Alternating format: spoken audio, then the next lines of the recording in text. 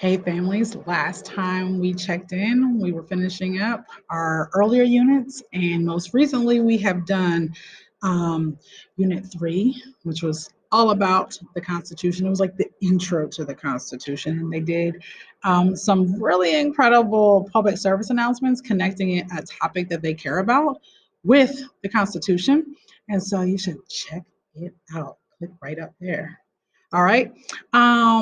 The most recent project that they completed was a mock Congress. So we simulated the Congress. You should ask your child a little bit about that. Were they part of the Senate? Were they part of the House of Representatives? And which bills were they debating in their committees? Did it make it out of committee? Did it pass their chamber? Did it go on to the other chamber? Did it get signed into law or not? Here are some of the topics they discussed: minimum wage, college affordability, mask mandates, immigration, and healthcare for pregnant inmates.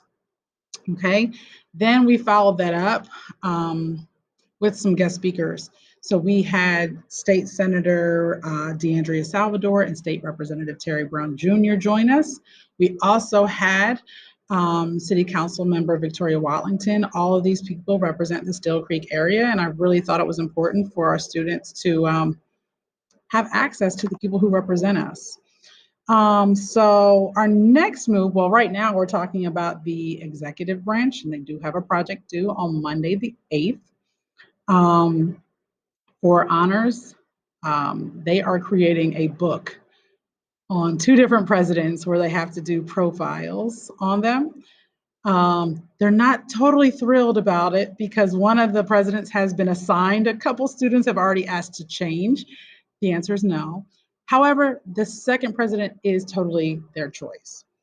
And for my standard civics and economics class, they are doing presidential report cards. They are to choose from George W. Bush, Barack Obama, or Donald Trump, three presidents who were in office during their lifetime, and they will grade them on 7 different roles that the president plays, and they must cite evidence to support their grades.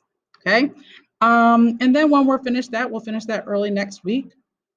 We'll be jumping into the judiciary, and specifically we'll be looking at the role of the Supreme Court. So a few logistical things. March 8th, we'll be wrapping up our mini unit on the executive branch. March 9th, all late work is due. March 11th is the last day of quarter 3, and March 12th, students do not have school. Thank you so much for trusting me with your students. I hope they're learning a lot. I know that I'm pushing some of them further than they want to go, but it will all be worth it in the end. Thanks.